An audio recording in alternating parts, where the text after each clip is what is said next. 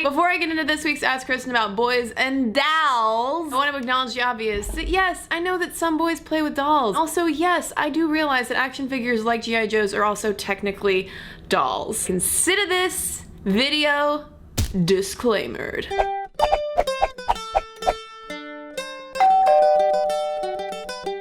Ask Kristen question was inspired by a question from YouTube commenters, name I cannot pronounce because there are a lot of consonants all in a row, but here goes. S, z, k, z, a, o, k, a, k, a.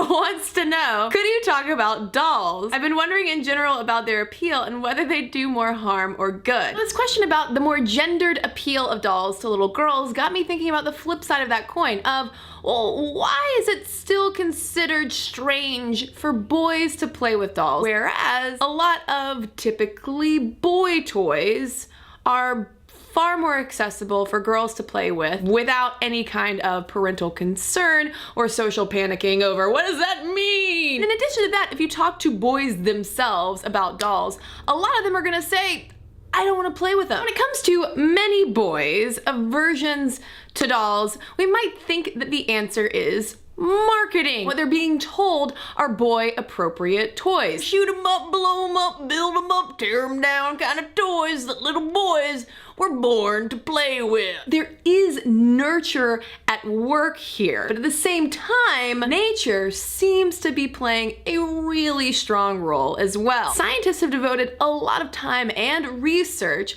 puzzling out how children play because, as Dr. David Gary, who's a developmental psychologist at the University of Missouri, told The Atlantic magazine, quote, one of the largest and most persistent differences between the sexes are children's play preferences. That whole thing where if you put young boys and girls into a room and you have a pile of trucks and dolls, the boys are going to pull out all of the trucks, the girls are going to pull out all of the dolls, and they're going to go to their separate corners of the room and play. That same early childhood sex difference also appears among primate play patterns. In recent years, a series of studies have continually pointed to in utero hormones as the culprit for why this is. Specifically, these studies have found strong relationships between the amount of testosterone that little developing fetus is exposed to in the womb and the amount that they exclusively want to play with the balls and the trucks. One study found that little girls with a condition called congenital adrenal hyperplasia, where they were exposed to abnormally high levels of testosterone in the womb, were similarly drawn to those male-typical toys. What scientists still don't understand is why that is. The old line of thinking used to be that, oh, well, boys are drawn to trucks and balls as opposed to dolls because boys are more interested in active play. But it turns out, and I experienced this when I was a little girl and played with dolls all the time, that you can be pretty active while playing with a baby doll. The other prevailing theory is that balls and trucks and those kinds of male typical toys are innately attractive to boys because they appeal to that developing visuospatial ability that our ancestors long time ago would use to go out and hunt and, I don't know, like wrestle, dinosaurs with their bare hands. Meanwhile, the idea is that girls are drawn to dolls because we are innately interested in human relationships. In the words of evolutionary biologist, women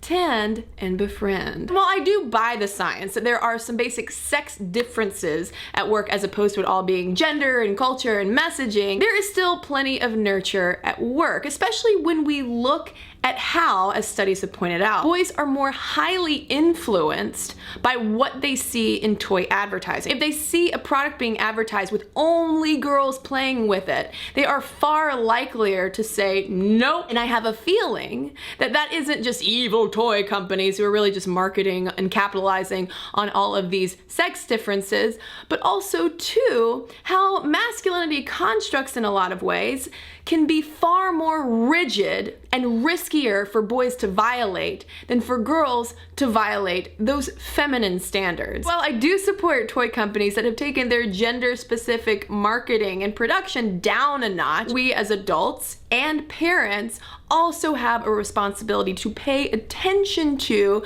the kinds of messages that we're telling kids from very young ages because our gender schema are pretty well developed by age 3, and that becomes pretty rigid pretty quickly. So the more we do to allow them to play as they wish and with the kinds of toys that they would like to play with, then I think the better it will be for all of us. Along these same lines, I really liked this quote from Swedish mother Tanja Bergqvist talking to the Associated Press when she said, "Different gender roles aren't problematic as long as they're equally valued." What do you think about boys and dolls? Are you a boy who plays with dolls? Do you think that boys shouldn't play with dolls? Do you think that we are past this whole boy doll thing? Reminds me of that old tune. Oh, you beautiful doll, you great big beautiful doll. Why do I know this song that came out in the 1920s? Oh, you beautiful doll, you great big beautiful doll.